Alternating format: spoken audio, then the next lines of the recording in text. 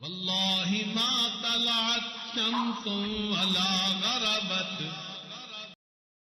چنانچہ فرمایا لقد من اللہ علی المؤمنین اذ بعث فیہم رسولا من انفسہم یتلو علیہم آیاتہ ویزکیہم. یہ جو زکیم ہے نا، یہ جو تزکیہ ہے، یہ ایک مقصد تھا کہ انسانوں کے نفوس کا تزکیہ کیا جائے، انسانی نفس کو بری خصلتوں سے پاک کر دیا جائے اور نیکی کی طرف لگا دیا جائے.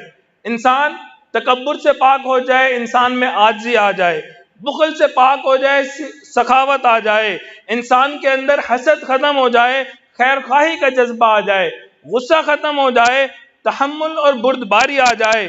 اور مشائخ صوفیاء کرام، ان کا بھی یہی کام ہوتا ہے. وہ خانقاہوں میں بیٹھے ہوتے ہیں اور یہ جو اللہ اللہ سکھا رہے ہوتے ہیں، تزکیہ نفس کر رہے ہوتے ہیں. مقصد کیا ہوتا ہے؟ یہ جو ہماری باطنی بیماریاں ہیں، اس سے ہماری جان چھوٹ جائے. جو آپ حضرات دور قریب سے تشریف لائے ہیں، مقصد کیا ہے؟ مقصد یہ ہے کہ اپنا تزکیہ کیا جائے، اپنے دل کا تصفیہ کیا جائے، دل کو پاک کیا جائے، نفس کا تزکیہ کی جائے.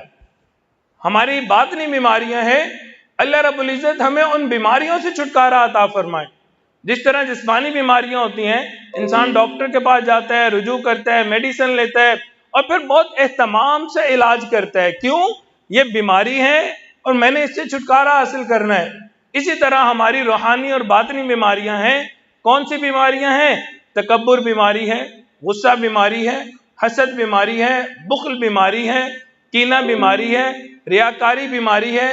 یہ وہ بیماریاں ہیں جن کے علاج کے لیے انسان مشائخ کے پاس آتا ہے اور یہ وہ ڈاکٹر ہیں جو ان بیماریوں کا علاج کیا کرتے ہیں. اب نفس کی اصلاح کے لیے جب انسان خانقاہ میں آتا ہے، اپنے مشائخ کے پاس آتا ہے، تو وہ انسان کی اصلاح کے لیے اس سے مجاہدہ کرواتے ہیں.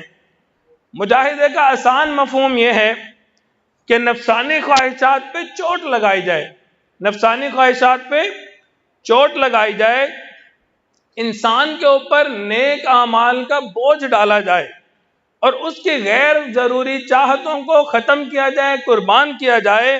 اگر کوئی سالک اس میں کامیاب ہو جاتا ہے تو اس کا نفس اس کی نیکی کے اندر اس کا معاون بن جایا کرتا ہے. اللہ رب العزت فرماتے ہیں والذین جاہدوا فینا لنہدینہم سبلنا. جو لوگ ہمیں پانے کے لیے مجاہدہ کرتے ہیں، ہم ان کو اپنے راستوں کی طرف رہنمائی کرتے ہیں. اس آیت کے تحت حضرت تھانوی رحمۃ اللہ علیہ نے اس کا معنی یوں فرمایا ہے. فرماتے ہیں ہدایت کا معنی بعض اوقات یہ ہوتا ہے کہ انگلی سے پکڑ کر منزل تک پہنچا دیا جائے. تو یہاں پہ بھی یہی مفہوم ہے کہ جو لوگ مجاہدہ کرتے ہیں، اللہ رب العزت ان کو ہاتھ سے پکڑ کے اپنے سے واصل فرما لیا کرتے ہیں. حضور علیہ الصلوۃ والسلام نے فرمایا میرے صحابہ، تم ایسے دوست کے بارے میں کیا کہتے ہو جس کو لوگ اچھا کھلائیں، اچھا پہنائیں، اچھا پلائیں اور وہ انسان کی ذلت اور رسوائی کا سبب بن جائے، اور اگر تم اس کو بھوکا رکھو، پیاسا رکھو تو وہ آپ کی عزت کا ذریعہ بن جائے. صحابہ نے کہا اللہ کے نبی، وہ تو بہت ہی برا دوست ہے کہ آپ اس کو اچھا کھلاتے ہیں، اچھا پہناتے ہیں، اچھا پلاتے ہیں اور وہ آپ کی ذلت اور رسوائی کا سبب بنتا ہے. اور اگر آپ اس کے ساتھ سختی کرتے ہیں، مجاہدہ کرواتے ہیں تو وہ ہماری عزت کا باعث بنے.